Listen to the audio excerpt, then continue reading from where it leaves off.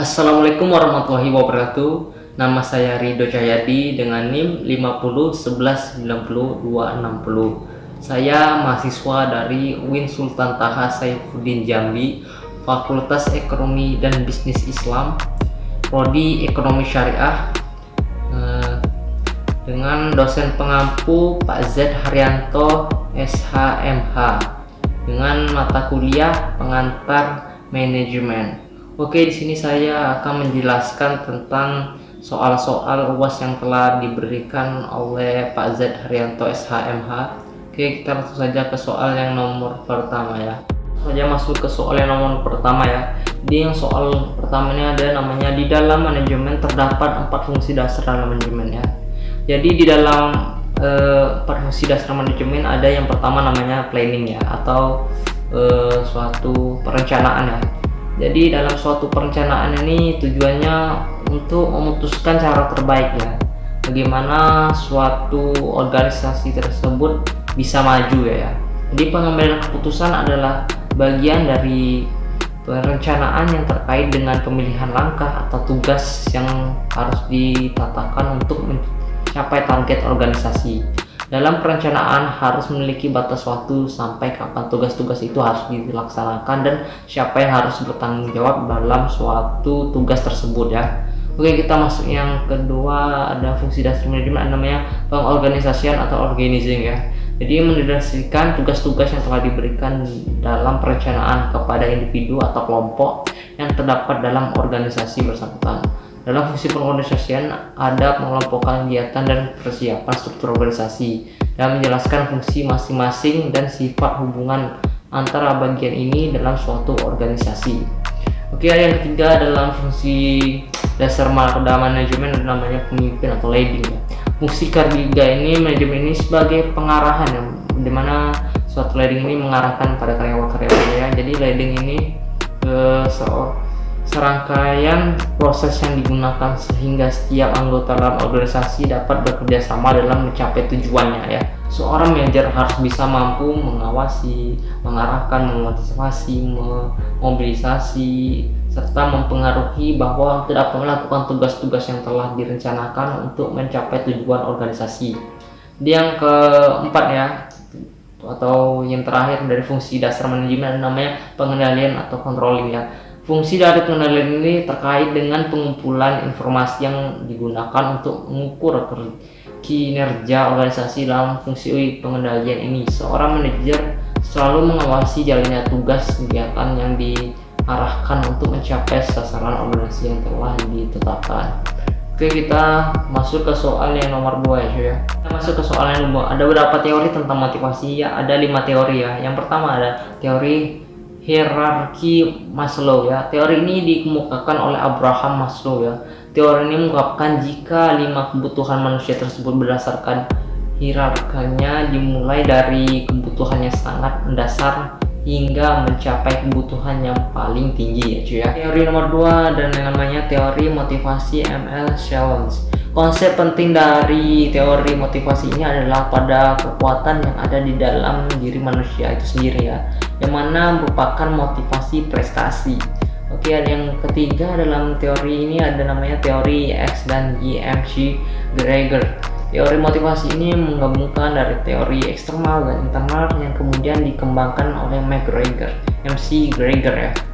Oke, ada yang keempat ada namanya teori motivasi Herzberg. Oke, teori motivasi Herzberg ini menjelaskan bagaimana seorang manajer bisa mengendalikan faktor yang dapat memberikan kepuasan kerja ataupun tidak ya. Yang kelima namanya teori R.G. Charlton After. Teori ini dikemukakan oleh After ini dikenal dengan teori ERG yang memiliki kepanjangan dari E ekstensis yang mana kebutuhan akan ekstensis dan R related yang mana kebutuhan yang dikaitkan dengan pihak lainnya, serta G growth nyatakan sebagai kebutuhan untuk tumbuh ya. Oke, kita masuk ke soal yang nomor 3. Jadi soal yang nomor 3 ini salah satu sektor yang terpuruk pada masa pandemi COVID-19 ini adalah ekonomi. yang menyebabkan tidak sedikit usaha yang goyah, bahkan gulung tikar atau menutup usahanya. Andaikan saudara seorang pemimpin atau leader, manajer pada suatu perusahaan yang mengalami krisis, motivasi apa yang bisa saudara berikan dan sampaikan kepada seluruh karyawan atau pegawai yang secara struktur organisasi berada di bawah kendali saudara dalam rangka mempertahankan eksistensi atau keberadaan perusahaan? Jelaskan, ilustrasikan motivasi yang dimaksud. Oke, di sini jika saya sebagai seorang manajer, saya harus bisa memotivasi seorang karyawannya dengan cara yang pertama, saya tidak akan memperlihatkan rasa kekhawatiran ya, walaupun dalam keadaan krisis ya ekonomi dalam suatu usaha tersebut, saya tidak akan pernah memperlihatkan suatu ekspresi yang agak sedikit itu ya cemas ya atau pening kepada karyawannya, karena itu membuat mereka akan semakin panik ya dalam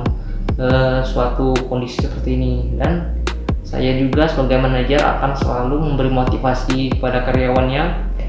Motivasinya seperti saya akan bisa, pasti suatu perusahaan ini pasti bisa bangkit, akan bisa lagi naik setelah pada masa pandemi COVID-19 ini berakhir ya. Karena saya membangun usaha ini dari bawah, pasti saya sudah banyak pengalaman yang saya alami dari bawah hingga sampai saat ini, dari susah payah sampai berhasil sudah saya alami.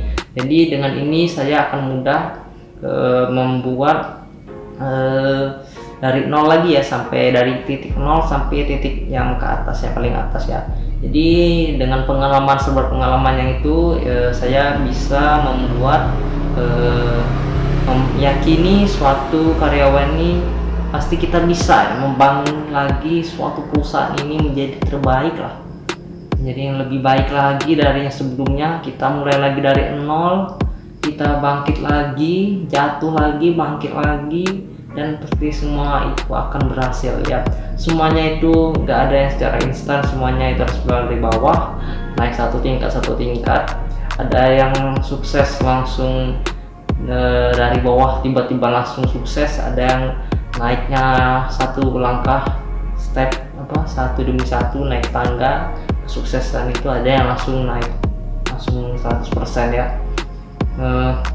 Selain itu saya akan juga